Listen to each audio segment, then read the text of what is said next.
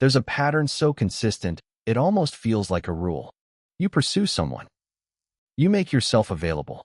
You reach out first. You show up. You invest. And the more you do, the less they seem to value it. Then something changes. Maybe you get tired. Maybe you get busy. Maybe you just stop. You stop reaching out. You stop showing up in their space. You stop making yourself the one who always initiates.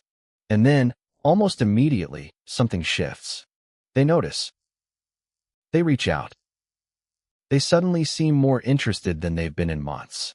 And you're standing there thinking, why did this only happen when I stopped caring? Here's what most people assume when this happens. They assume it's a game. That people are wired to want what they can't have. That this is just human nature being petty and shallow. And so the advice that follows is usually about playing games back. Act uninterested. Create artificial scarcity. Pretend you don't care, so they start caring. But that's not what's actually happening. And the game-playing advice misses the real mechanism entirely. Here's what's actually going on beneath the surface. When you chase someone, when you consistently invest more than them, initiate more than them, need them more than they need you, you're not just creating an imbalance of effort. You're creating a signal. And that signal is being read by their brain automatically and immediately. Psychologists call this the principle of social proof combined with scarcity perception. When something is consistently available, when someone is always there, always reaching out, always making it easy, the brain registers it as low value. Not because the person is low value, because the brain uses availability as a proxy for desirability. If everyone can have easy access to something, the brain reads it as not particularly special. But when access is limited, when someone becomes less available, less reachable, less predictable, the brain immediately reassigns value. Suddenly there's a question that wasn't there before. Why are they less available? Who else has their attention? What changed? And the question itself creates something that was never there during the chasing. Interest. But here's where it gets really interesting. There's a second mechanism running alongside this one. And it's more important than the scarcity effect. When you're chasing someone, your energy has a specific quality. It broadcasts need. Not consciously. Not in words. But in the texture of every interaction. The way you check your phone after sending a message. The way you over-explain when you don't hear back. The way you adjust your plans based on their availability. The way you show up slightly more eager than the situation calls for. All of this is detectable, not through deliberate analysis, but through the automatic social processing that every human brain runs constantly. And need, in social dynamics, does not generate respect. It generates management. When someone senses that you need their validation, their attention, their approval more than they need yours, they don't feel honored.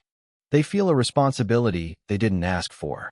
And the most common response to unwanted responsibility is subtle withdrawal.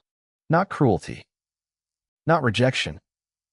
Just a quiet increase in distance that creates breathing room from the pressure they feel, but can't always name. Now here's what changes when you stop chasing. The need signal disappears. And what replaces it is something completely different. When you stop chasing, not as a strategy, not as a manipulation, but because you've genuinely redirected your attention and energy toward your own life, your energy changes. You become less available because you actually are less available. You stop initiating because you're genuinely occupied. You stop checking because you've stopped waiting. And this produces something that no amount of strategy can manufacture. Genuine indifference. Not performed indifference. Not the kind where you're secretly counting how many days since they texted while pretending not to care.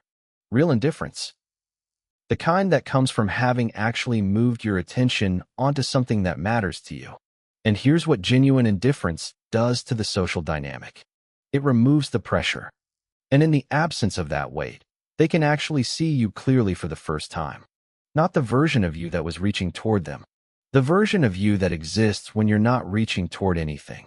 And that version is almost always more attractive, more grounded, more interesting, more worth pursuing.